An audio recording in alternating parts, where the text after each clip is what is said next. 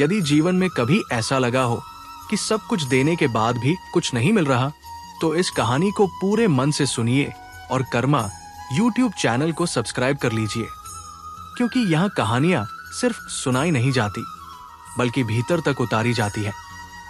कहानी शुरू होती है उस इंसान से जो हर सुबह उम्मीद लेकर उठता है और हर रात सवालों के साथ सो जाता है। उसके हाथ मेहनत से भरे हैं लेकिन खाली, आंखों में सपने हैं लेकिन थके हुए, और मन में बस एक ही प्रश्न गूंजता है कि आखिर मेरी बारी कब आएगी। उसने किसी का बुरा नहीं किया, फिर भी जीवन हर मोड़ पर उसे पीछे क्यों धकेल देता है। और ठीक इसी तरह कुरुक्षेत्र में अर्जुन खड़ा था। चारों ओर शंखनाद हो रहा था, युद्ध शुरू होने ही वाला था। लेकिन अर्जुन का मन युद्ध से नहीं बल्कि अपने ही विचारों से हार रहा था। उसका धनुष हाथ से फिसल रहा था, क्योंकि सामने शत्रु नहीं उसके अपने थे। और उस क्षण अर्जुन ने जो कहा वो हर युग के हर इंसान की आवाज थी, हे कृष्ण, अगर अंत में सब कुछ नष्ट ही होना है तो इस संघर्ष का अर्थ क्या है। श्री कृष्ण मुस्कुराए लेकिन उत्तर तुरंत नहीं दिया, क्योंकि कुछ सत्य शब्दों से पहले मौन मांगते हैं। अर्जुन का संकट ये नहीं था कि वो युद्ध नहीं कर सकता, उसका संकट ये था कि उसे फल तुरंत चाहिए था। उसे ये स्वीकार नहीं हो रहा था कि धर्म का मार्ग अक्सर सबसे लंबा और सबसे कठिन होता है। कृष्ण ने उसकी ओर देखा और ऐसे देखा जैसे समय स्वयं देख रहा हो, और कहा कि जीवन में सबसे बड़ा भ्रम यही है कि जो अभी दिख रहा है वही अंतिम सत्य है, जबकि समय एक नदी है जो रुकती नहीं। जो आज बहाव में नीचे है वो कल किनारे पर होगा, और जो आज किनारे खड़ा हंस रहा है वो भी किसी दिन उसी बहाव में उतरेगा। अर्जुन को यह समझ नहीं आ रहा था कि धैर्य आखिर क्यों रखा जाए जब पीड़ा इतनी गहरी हो। और यही सवाल आज हर उस इंसान के मन में है जो ईमानदारी से कर्म करता है लेकिन परिणाम किसी और की झोली में गिरते देखता है। श्री कृष्ण ने तब अर्जुन को कर्म का पहला संकेत दिया, लेकिन पूरा रहस्य नहीं खोला, क्योंकि हर सत्य एक साथ नहीं दिया जाता। कुछ सत्य इंसान को पहले टूटने देते हैं, फिर जोड़ते हैं। और कुरुक्षेत्र की धूल में खड़ा अर्जुन अभी ये नहीं जानता था कि जिस समय को वो अपना शत्रु समझ रहा है वही समय एक दिन उसका सबसे बड़ा साक्षी बनेगा। लेकिन उस साक्ष्य से पहले उसे स्वयं को संभालना होगा।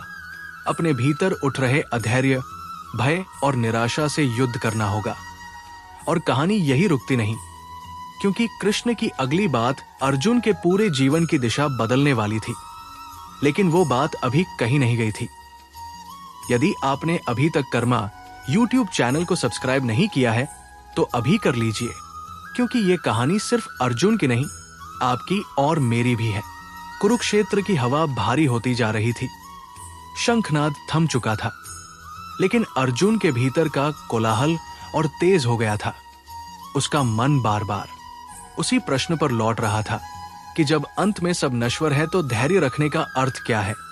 श्री कृष्ण ने रथ की बागडोर थामे हुए उसकी बेचैनी को देखा और धीरे से कहा कि मनुष्य सबसे बड़ी गलती यह करता है कि वो समय को अपना शत्रु मान लेता है, जबकि समय केवल परीक्षा लेता है, दंड नहीं देता।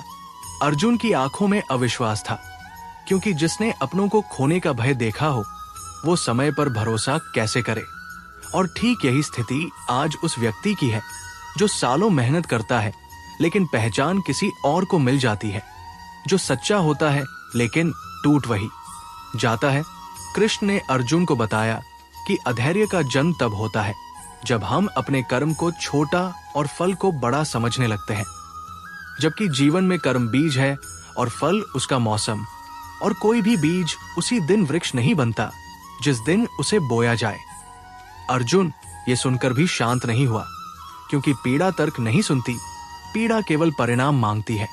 तब कृष्ण ने उसे एक और सत्य दिखाया कि जो लोग आज तुम्हें आगे बढ़ते देख रहे हैं वे तुम्हारी प्रतीक्षा नहीं देख पाए थे।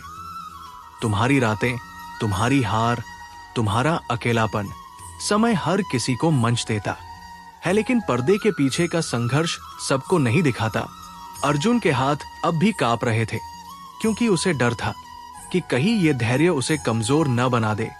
तब कृष्ण ने मुस्कुराकर कहा कि धैर्य कायरों का नहीं, योद्धाओं का गुण है, क्योंकि जो व्यक्ति स्वयं को रोक सकता है वही सही समय पर प्रहार करना जानता है।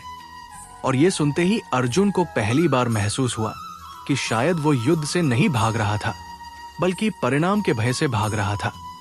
ठीक वैसे ही जैसे आज इंसान असफलता से नहीं, बल्कि उस प्रतीक्षा से डरता है जिसमें कोई ये नहीं बता पाता कि अंत कब आएगा। कृष्ण ने अर्जुन से कहा कि समय सबका आता है, लेकिन समय को पहचानने वाला बहुत कम होता है, क्योंकि जब समय आता है तब व्यक्ति पहले से तैयार होना चाहिए, और तैयारी बिना धैर्य के कभी पूरी नहीं होती।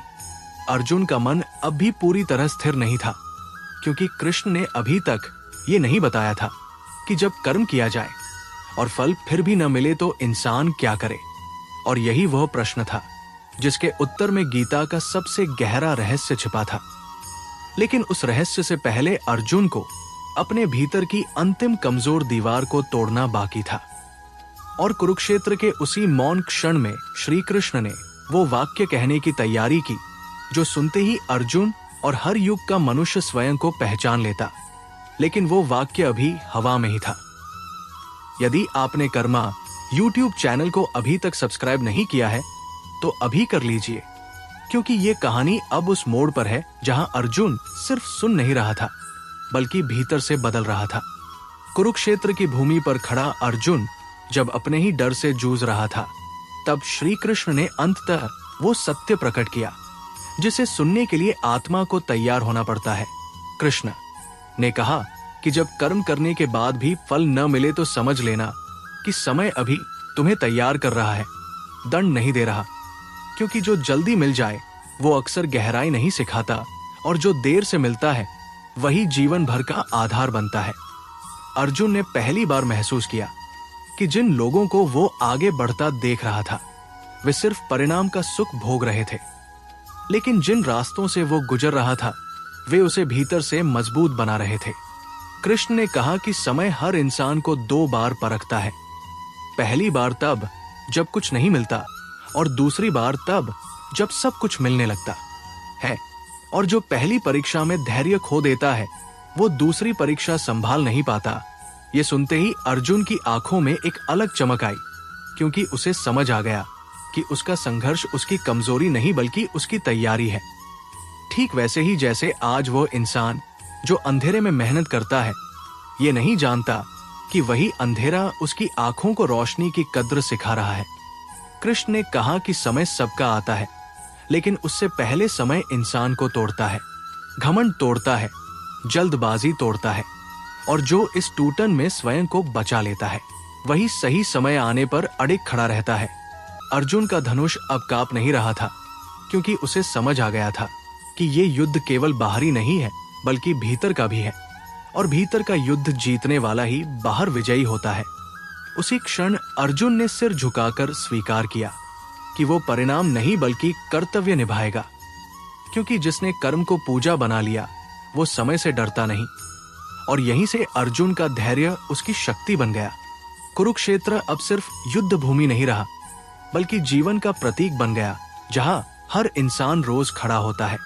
और जो आज ये कहानी सुन रहा है वो भी उसी मोड़ पर है जहां या तो वो अधैर्य चुन सकता है या विश्वास। और गीता यही कहती है कि जो व्यक्ति आज शांत रहकर कर्म करता है वही कल समय को झुकते हुए देखता है। इसलिए यदि जीवन में अभी सब ठीक नहीं है तो घबराइए मत, क्योंकि यही संकेत है कि समय आपको हारने नहीं बल्कि तैयार करने में लगा है।